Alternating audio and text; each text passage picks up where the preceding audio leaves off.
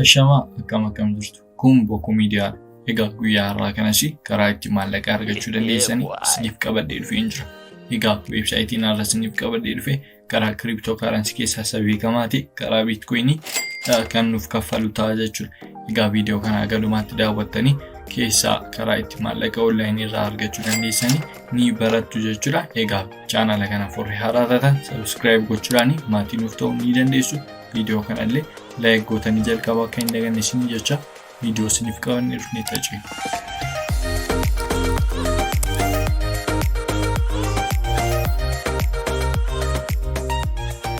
Egaa akkuma beekamu linkii websaayitii kana description video kana jala isiniif kaa'een jira. Linkichatti gaafa buutanii websaayitii kana bakkaatu keessa isin gashaa jechuudha. Egaa akkuma sila isinitti hime karaa Bitcoin nuuf kaffalaa jechuudha. Egaa namoonni baay'ee gaaffii nu gaafachaa jirtu jechuudha. Egaa kriptoolii kana erga hojjennee argannee booddee karaa kamidha karaa baankii kan nuun baafannu yookaan qarshiisaa akkamitti harka irratti qabanna jettanii yeroo baay'ee nu gaafattu jechuudha. Egaa gaaffii keessaniif deebii kan ta'u yeroo darbee viidiyoo hojjenneen isinitti himnee turre chaanaalli kun subscribe 1000 irra gaafa inni ga'u viidiyoo isiniif ni dalagna jennee isinitti himneerra. Egaa isin wanti isinirraa eegamu chaanala kana warri subscribe osoo hin godhin ilaalaa jirtanii subscribe gochuu qofaatu isinirraa eegama. Akkasumas share gootanii chaanala kana support gochuu ni dandeessu jechuudha. Egaa chaanalli kun gaafa inni subscribe 1000 irra ga'u egaa viidiyoo karaa ittiin maallaqa keessanii kriptoo irraa baastanii karaa baankii barbaadanii karaa itti baafachuu dandeessanii isinitti ni agarsiisna jechuudha. Baay'ee salphaadha.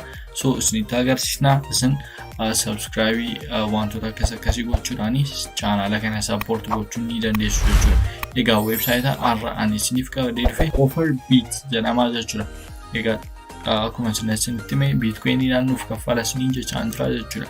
Egaa as bukkeetti looginii fi sign up kan jedhu jira jechuudha. Isin sign up ishee jettu kanatti al takka ishee bu'uu qofaatu isinirraa eegamaa jechuudha. Then page kana fakkaatu keessa nu gashaa jechuudha. As bukkeetti akkuma beekamu username keessan filattuufi jechuudha. Asitti email addressii itti fayyadamaa jirtanii guutuufi jechuudha. Then as bukkeetti password guutuufi password isaa asitti guuttanii irra deebitanii asitti guutuufi jechuudha. Saboodee captcha akkasii enter yookaan naaf guutii isiniin jedhaa jechuudha. Egaa as bukkeetti captcha inni as bukkeetti isinitti agarsiisaa jiru asitti type gootuufi jechuudha.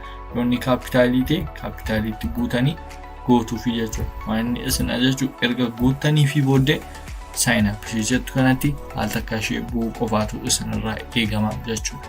Egaa erga sign up gootanii fi booddee dashboardii kana fakkaatu keessa isin gashaa jechuudha. Egaa osoo maallaqa yookaan Bitcoin keessan asirratti hin argatiin jalqaba verify ishee jettu kanatti buutanii email keessan verify gochuutii qabdu jechuudha. Email keessan erga verify gootanii booddee maallaqa dalaguu ni dandeessu jechuudha. Egaa isin dhattanii verify godhachuu ni dandeessu. Baay'ee salphaadha. Isa ani isinitti agarsiisu godhachuu ni dandeessu jechuudha. Egaa as bukkeetti hojii akkamii hojjennee jira kan inni nuuf kaffalu isa jedhuun isinitti agarsiisa. Akkuma argitan hourly faucet fi bonus faucet kan jedhu jira jechuudha. Egaa viidiyoo 3-4 isinitti agarsiisaa jira jechuudha. Websaayitii wal fakkaataa garuu karaa kriptoo adda addaa kan nuuf kaffalanii isinitti agarsiisaa jira. So hojichi isinitti cimu baay'ee ni salphata jedhee yaada jechuudha. Egaa warroonni immoo haga yoonaatti waa'ee kriptoo yookaan cryptocurrency ani isinitti agarsiisaa jiru websaayitii waliin hojjenne sirriitti nu hordoftanii argachuu ni dandeessu jechuudha. Egaa erga email keessan verify godhattanii booddee hourly faucet ishee jettu kana keessa seentu jechuudha. Egaa xinnoo ishee gadi buutu jechuudha. Isa dura level 1 irra jirtu jechuudha. Jalqaba reefuu gati register yookaan sign up gootanii.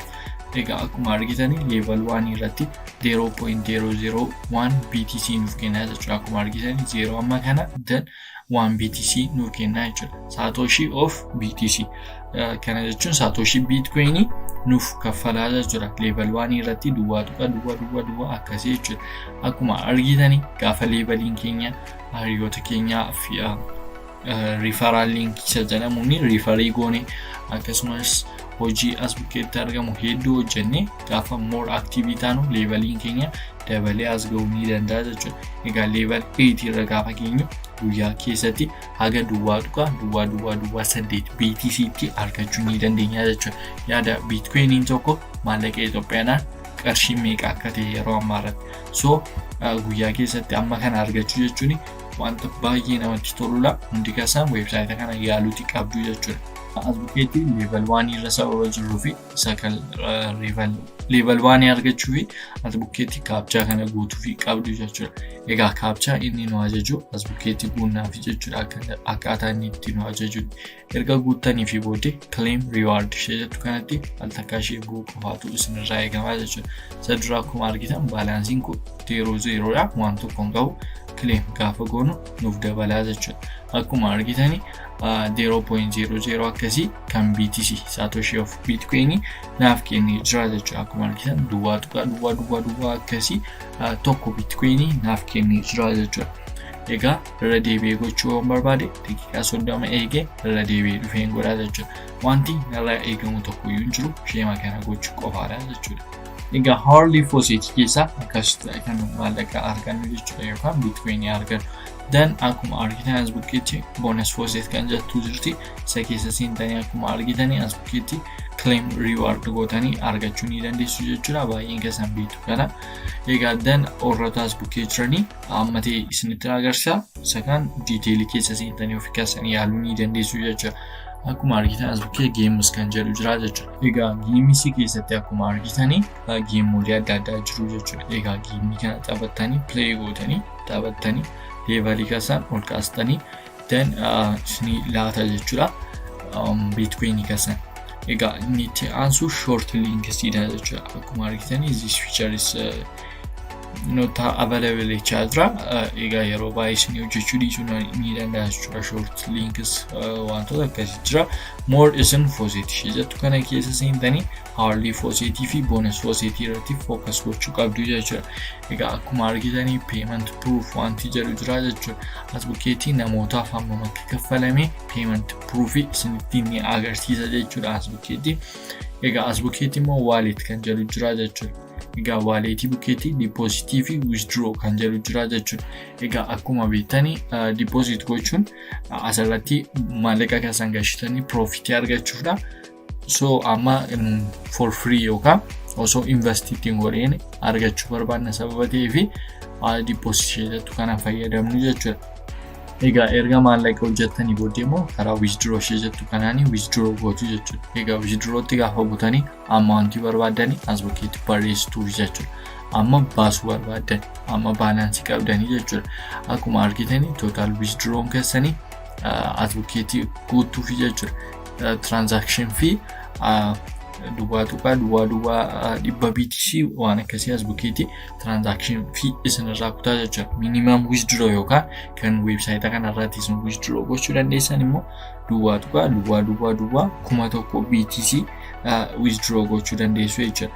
Egaa gaafa withdraw gootanii email keessan verify gochuun dirqama isinirraa eegamaa jechuudha. Bitcoin address jira. Bitcoin address isaa fidduu Trust Wallet or Faucet Pay irraa fidduu jechuudha.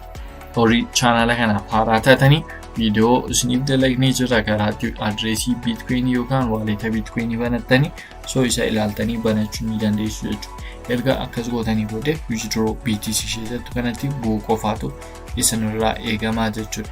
Egaa akkasitti kan isin asirratti maallaqa dalaguu dandeessan. Dan karaa dhumaa kanarratti referrals kan jirti jechuudha. Egaa ishee kana koppii gootanii gara barbaadanitti kan isin share gootanii hiriyoota keessaniif share gootanii gaafa isaaniitti isiniif seenanii isinis percentage isaan irraati argattu jechuudha. Egaa akkasitti kan isin websaayitii kanarraati maallaqa hojjettan.